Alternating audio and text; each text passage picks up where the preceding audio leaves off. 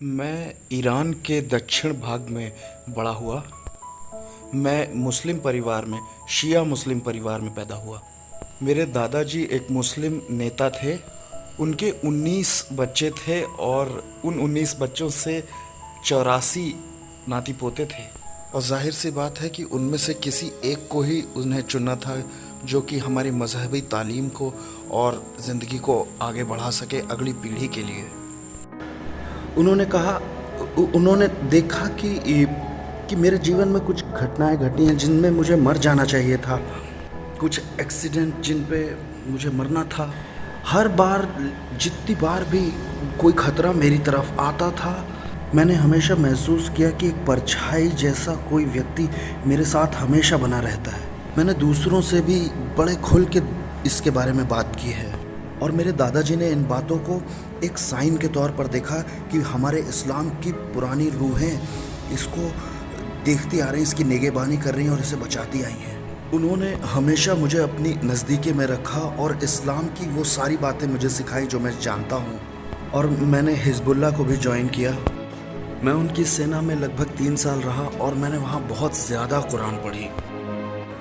दरअसल मेरे दादाजी ने मेरे दिल में एक बीज बोया था कि मुझे इस्लाम उन लोगों तक जो कि भटके हुए मसीही है, जिन्हें पता ही नहीं है सच क्या है, वो मुझे याद दिलाते रहते थे कि इसी बात के लिए मैंने तुम्हें अलग किया है और सिखाया है। एक बार जब मैं मलेशिया गया तो मैं पकड़ा गया। मेरे पास 30 जाली पासपोर्ट थे। तो उन्होंने मुझे कैद किया और वहाँ जेल में मैं लोगों को कुरान सिखाने लगा और ये बताने लगा कि इस्लाम में तुम लोगों की अल्लाह के लिए क्या ड्यूटीज़ बनती हैं। जेल में मेरा यही रूटीन था। मैं 5 बार नमाज भी जाहिर सी बात है पढ़ता था। शियाई जो होते हैं वो 3 बार ही नमाज पढ़ते हैं और 17 रकत भी बोलते हैं। लेकिन मैं कुछ ज़्यादा ही समय देना चाह रहा था खुदा को, इसलिए मैंने उसे 5 बार अलग अलग किया। और दिन के आखिरी में शाम के वक्त मैं और ज़्यादा दुआ करता। और मेरी आदत थी कि मैं हर 10 दिन में कुरान को पूरी पढ़ता था। और मैंने कुछ रूहानी ताकतें भी पाई इस्लाम में, और कुरान में जिन्न के बारे में दिया है।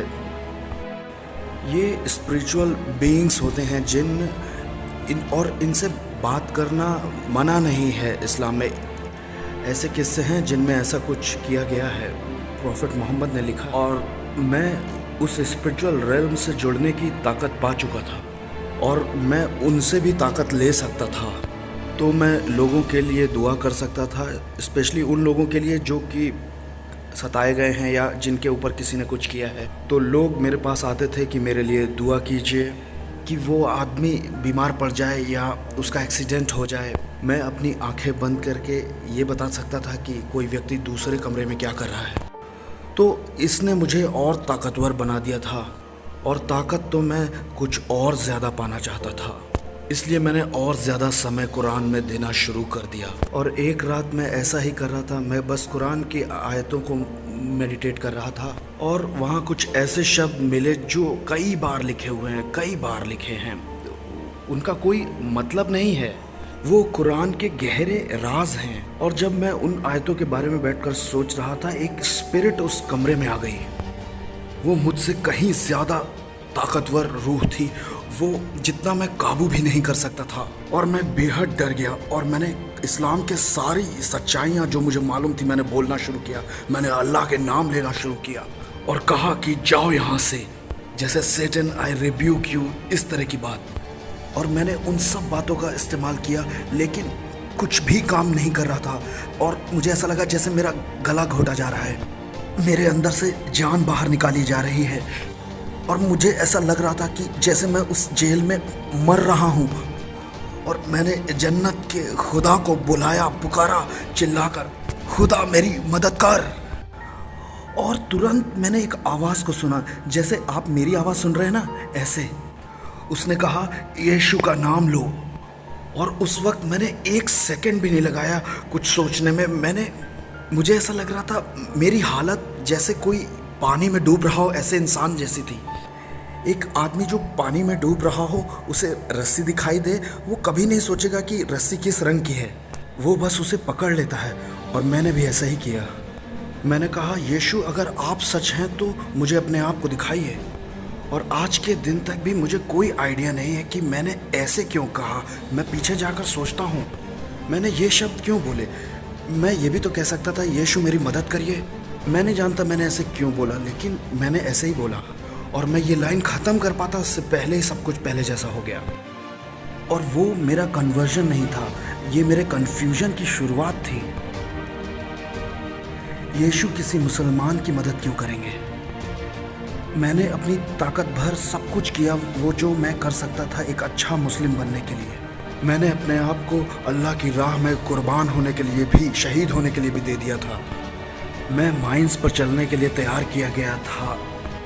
गवर्नमेंट ऑफ ईरान भी ऐसे लोगों को लेती है जो कि खुदा की, अल्लाह की राह में अपने आप को कुर्बान करना चाहते हों। और ऐसा कुरान में भी दिया है। मेरे पास सरकार की मोहर थी अपने ऊपर। काफिरों को फांसी देने के उनके उस प्रोग्राम में भी मैंने कई बार हिस्से लिए हैं।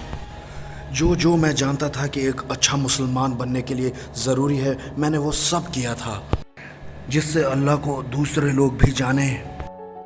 लेकिन मैं कहीं ना कहीं जानता था कि कुछ ना कुछ गलत कर रहा हूँ। ये इसलिए नहीं था कि मैं कुरान पर किसी तरह का शक करता था। मैंने तो कभी भी इस्लाम पर कोई शक नहीं किया। मैंने पूरा एहतिकाद रखा, लेकिन फिर भी पता नहीं वो क्या था। मैंने पूरी कोशिश की उसे भूलने की, लेकिन एक वो सवाल कि यीशु मसीह क्यों एक मुसलमान की मदद करेंगे, मेरे पास बार बार आता रहा। मैं तो मोहम्मद पर यकीन करता था, वो ही आखिरी नबी है, मैं ऐसा मानता था।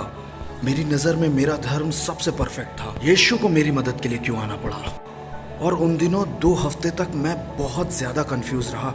इसलिए मैंने फैसला किया कि मैं दुआ करूंगा और फास्टिंग करूंगा और खुदा से खुद पूछूंगा कि मसला क्या है, मुझे रास्ता दिखा। कुरान में कुछ बातें हैं, कुछ ऐसी आयतें हैं जो ये कहती हैं कि अल्लाह के कई रास्ते हैं, उसके कई तरीके हैं। पहाड़ के किस हिस्से से तुम चढ़ते हो इससे फ़र्क नहीं पड़ता, लेकिन तुम्हें एक ही चोटी तक पहुंचना है। मैंने सोचा शायद यही खुदा का तरीका है। मुझे लगा कि शायद खुदा कुछ अलग तरह से है और मुझसे किसी खास तरह से मिलना चाहता है या बात करना चाहता है, और मुझे सिर्फ उसी रास्ते से उससे मिलना पड़ेगा।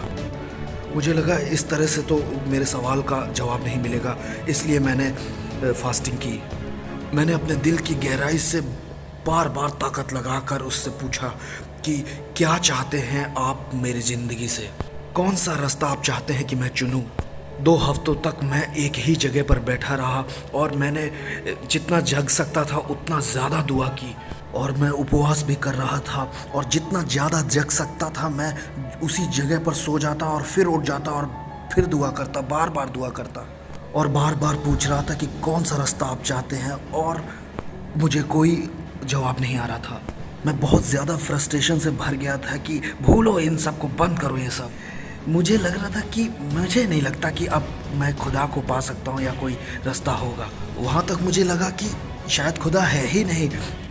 मैं अपनी ज़िंदगी से डर गया था कि मैंने सब कुछ किया जो खुदा को खुश करने के लिए, लेकिन वो मुझे कंफ्यूज कर रहा है। और वो जो सब जानने की ताकत रखता है, उसे पता होना चाहिए कि मैं उससे मोहब्बत करता हूँ। और क्या फ़र्क पड़ता है कि मैं उसे किस नाम से बुलाता हूँ, मैं दिल में तो उसी से मोहब्बत करता हूँ ना। और अगर उसे फ़र्क पड़ता है तो मैंने उसे 2 हफ्ते तक पुकारा है, उसे बताना चाहिए, लेकिन कुछ नहीं हुआ। मैंने सोचा अब मैं अपने हिसाब से चलूँगा, अपनी ज़िंदगी अपने रास्ते लूँगा। अब मैं वो करूँगा जिससे मुझे खुशी मिलेगी। जब मैं ये सब सोच रहा था, उसी वक्त खुदा की सामर्थ मेरे कमरे में बाहर गई। क्या आप जानते हैं कि कुरान में सबसे बड़ा गुनाह क्या समझा जाता है, जिसकी कोई माफ़ी नहीं है, कि आप खुदा पर शक करें। शक करना उसकी बातों पर, उसकी टीचिंग्स पर। और मैं मानता हूँ कि मैंने ऐसा किया था। कुरान सिखाने वाले हमेशा आपसे कहेंगे कि खुदा खुद कभी किसी से मिलने नहीं आता, किसी इंसान से नहीं। और मैं डर रहा था कि मैंने वो गुनाह कर दिया है इस्लाम के हिसाब से, जो कि माफ़ नहीं किया जाएगा। खुदा की हुजूरी उस कमरे में थी और मैं इस बात से रूबरू हुआ कि वो कितना पाक है। ये जो कुछ हो रहा था सब एक साथ चल रहा था। और मैं उसकी पवित्रता से रूबरू हुआ और एकदम से मुझे पाप का बहुत सारा बोझ मुझ पर मालूम हुआ। मैं जानता था, बस मुझे पता था कि वो जस्ट है, इसलिए वो मुझे मार भी सकता है, वो मुझे धरती पर से मिटा भी सकता है। और मैं तो एक गुनाह से भरा हुआ इंसान हूँ। मैं बिल्कुल चुप था क्योंकि मुझे लग रहा था कि मैं मर जाऊंगा। मेरे पास कोई दूसरा मौका नहीं है और वो इतना होली है, इतना पाक है, और मैं बुराई से भरा हुआ एक इंसान। मैं उस कमरे के कोने में भागा और मैंने अपने हाथों से अपना चेहरा छुपा लिया और मैं चिल्लाया, खुदा मुझे माफ़ कर, खुदा मुझे माफ़ कर। मैं बोलता जा रहा था, मुझे माफ़ कर, मुझे माफ़ कर, मुझे माफ़ कर, मुझे माफ़ कर। और जब मैं रो रहा था बुरी तरह से, तो एक हाथ आया जिसने मुझे कंधे पर छुआ और कहा, मैंने तुम्हें माफ़ किया। और जैसे ही वो इंसानी हाथ मुझ पर रखा गया, मुझे एकदम से तुरंत पता चल गया कि मैं फिजिकली माफ़ कर दिया गया हूँ। और मैं कुछ समझ नहीं पाया। मैंने कहा, एक मिनट रुको। मैंने कहा, बिस्मिल्लाहिर्रहमानिर्रहीम, मतलब खुदा जो दयालु है, रहम करता है, लेकिन हम नहीं जानते कि हम उस जजमेंट डे से पहले कभी भी माफ़ किए जाएंगे। इसलिए कुरान में ऐसी कोई भी आयत नहीं है कि मोहम्मद जन्नत में है। उसे भी इंतज़ार करना है हम सब की तरह ही उस दिन का, उस क़ियामत के दिन का, द डे ऑफ रिजरेक्शन। और उस दिन हम सब का न्याय होगा। तो ये कौन सा खुदा है जो मुझसे कहता है कि मैं तुम्हें माफ़ करता हूँ और मुझे आज भी माफ़ किया हुआ महसूस होता है। और मैंने उनसे पूछा, आप कौन हैं? आपने कहा, मैं तुम्हें माफ़ करता हूँ और मुझे माफ़ किया जैसा हुआ महसूस हो रहा है। फिर उसने कहा कि मार्ग, सत्य और जीवन मैं ही हूँ। जब मैंने उन शब्दों को सुना तो मैं जानता था कि ये निहायत ही ज़रूरी शब्द हैं, लेकिन मुझे बिल्कुल नहीं मालूम था कि इन शब्दों का मतलब क्या है। मुझे अभी तक समझ में नहीं आता ये खुदा कौन है। इसलिए मैंने पूछा कि आपका नाम क्या है? यीशु मसीह, जिंदा खुदा, उन्होंने जवाब दिया।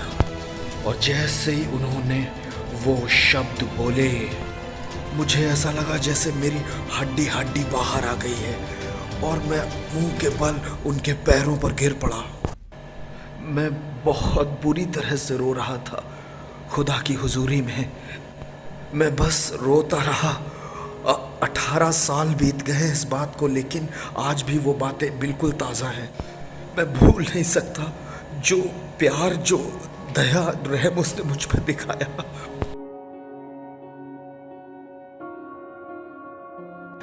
मैं भूल नहीं सकता जो उसने मुझसे कहा कि मैं तुम्हें माफ करता हूं।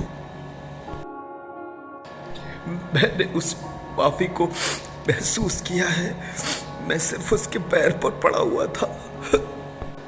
मैं रोता ही जा रहा था क्योंकि मैंने इतने साल लगाए खुदा को खुश करने में, लेकिन कुछ भी नहीं हुआ और उनमें से किसी बात ने उसे खुश नहीं किया था। मुझे धोखा खाया महसूस हो रहा था कि उन्होंने मुझे बताया कि ये खुदा है और वो खुदा नहीं था। उन लोगों ने मुझे सिखाया था कि ये खुदा को खुश करेगा और अल्लाह की राह में मारो, जान लो दूसरों की। और ये खुदा कहता है कि प्यार करो दूसरों से, मेरी तरह दया करो, रहम करो मेरी तरह दूसरों पर। ये मेरे दिल के मुताबिक खुदा है। ये है खुदा की सच्चाई। खुदा है जो रहम करने वाला है, खुदा है जो माफ़ करने वाला है। मैं 2 घंटे तक रोता रहा उसके पैरों पर। मैं उसके पैरों पर पड़ा हुआ था और मैंने उसके चेहरे की तरफ देखने की कोशिश की और वो किसी टीवी स्क्रीन की तरह लग रहा था। और उसमें मैंने देखा बहुत सारे लोगों को, हर जाति, हर नस्ल के लोगों को, हर तरह के इंसानों को मैंने देखा। मैं जैसे जैसे एक एक इंसान को देख रहा था, वैसे वैसे उनके एक एक पाप भी मुझे दिखाई दे रहे थे जो उन्होंने किए। और मैंने कहा, खुदा ये सब गुनहगार हैं, ये सब पापी हैं, हम सब पापी हैं। फिर उसने कहा कि कितनी आसानी से मैंने तुम्हारे पाप माफ़ किए हैं। और मैंने कहा, बहुत आसानी से। फ़ारसी में कुछ इस तरह से कहते हैं जैसे जितना पानी पीना आसान है इतना। और ये बोलने के बाद मैंने कहा, नहीं नहीं नहीं, उससे भी ज़्यादा आसानी से, पानी पीने से भी ज़्यादा आसानी से आपने माफ़ किया। उसने कहा जितनी आसानी से मैंने तुम्हारे पाप माफ़ किए वैसे ही मैं इनके भी पाप माफ़ कर दूंगा, लेकिन इन्हें कौन बताएगा। मैंने कहा मुझे भेजिए। उसने कहा जाओ। और इस तरह से मैं एक मसीही बना। मैंने दुआ की कि खुदा मुझे एक बाइबल दे। जेल में किसी दूसरे हिस्से से किसी व्यक्ति ने आकर मुझे एक बाइबल दी और वो शख्स आया और उसने मुझसे कहा ये है जो तुम मांग रहे थे, लो। वो इंडिया के बैकग्राउंड से था, वो उर्दू हिंदी मैं उससे बोल रहा था और मैं जानता था कि ये बाइबल है। और मैंने खुदा को शुक्रिया कहा कि मैंने रात आपसे दुआ की और आज सुबह मुझे बाइबल मिल गई। आप अद्भुत हैं खुदा, आप हो वो जिसमें सारी कुव्वत है। अब मैं इन बातों को समझा और इतनी जल्दी आपने मुहैया कराया। और वो है जो जिंदा खुदा का सच्चा कलाम है। मैं ये आपको बताना चाहता हूँ। मैं अपनी गवाही बताता हूँ ताकि लोग जाने इस जिंदा खुदा के बारे में। मैं नहीं चाहता हूँ कि कोई मेरी गवाही सुनने के बाद मसीही बने। मेरी गवाही तो सिर्फ मेरे लिए अच्छी है। मैं बस ये चाहता हूँ कि लोग ये जाने कि ये है वो सारी कुव्वत रखने वाला खुदा जो सब कुछ कर सकता है। और वो ढूंढ रहा है कुछ ऐसे दिलों को जो प्यार करते हो सारी इंसानियत से, सब लोगों से, अपनी सारी ताकत से। अगर आज कोई मेरी गवाही सुनता है तो मैं चाहता हूँ कि वो कहे कि जन्नत के खुदा, तू जो सच्चा है, सब कुछ बनाने वाला है। अगर यही बातें सच हैं तो मैं इसे चाहता हूँ और मैं आपको पूरा विश्वास दिलाता हूँ, गारंटी देता हूँ। जो आया, जिसने मुझे छुआ, जिसने मेरी ज़िंदगी को बदला है और पूरी तरह से मुझे माफ़ किया है जो कुछ मैंने किया, उसी ने मुझे ये भरोसा दिलाया है कि मैं उसके साथ जन्नत में रह सकता हूँ। इसी एश्योरेंस से वो उन्हें भी एश्योर करेगा और उन्हें भी वो उसी माफ़ी का स्वाद चखा सकता है जो उसने मुझे दी, और उसी प्यार का स्वाद। और ये प्यार यीशु मसीह का है। उसका नाम जलाल पाए हमेशा हमेशा। आमीन। मैं मुसलमान भाइयों और बहनों को सिर्फ एक ही राय देना चाहूँगा कि वो जो पूछते हैं कि क्या एक इंसान खुदा बन सकता है, बिल्कुल नहीं, कभी नहीं। ये असंभव है। इंसान खुदा नहीं बन सकता। लेकिन एक मुसलमान होने पर मैं ये मानता हूँ कि खुदा जो सबसे बड़ा है, सबसे ताकतवर है, जो कुछ भी कर सकता है, सब कुछ कर सकता है, तो क्या खुदा जो सबसे बड़ा, इतना बड़ा है, वो इंसान बन सकता है? क्या वो इंसान के शरीर में आ सकता है?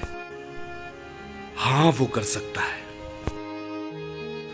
तो ईसाई होने पर हम ये नहीं कहते कि यीशु खुदा का बेटा है क्योंकि खुदा ने एक बेटा पैदा किया है। नहीं नहीं, ना ना ना। लेकिन खुदा ने इंसान के शरीर में अपने आप को दिखाया है, पूरी इंसानियत को। मैं चुनौती देता हूं किसी को भी कि अगर वो पूछें यीशु मसीह को दिल से, अपने सही दिल से, और खुदा जानता है हम खुदा को टेस्ट नहीं कर सकते, हम खुदा से कोई सवाल नहीं कर सकते, लेकिन हम खुदा से पूछ सकते हैं पूरी तरह से एक हलीम इंसान बनकर, ये कहते हुए कि खुदा, सबसे बड़े खुदा, मेरे परिवार का कोई सदस्य बीमार है जिसे चंगाई की सचमुच बड़ी ज़रूरत है।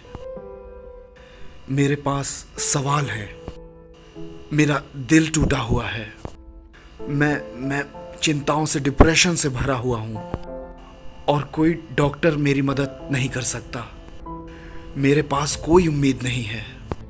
मुझे ऐसा लगता है जैसे मेरे पास सुकून नहीं है।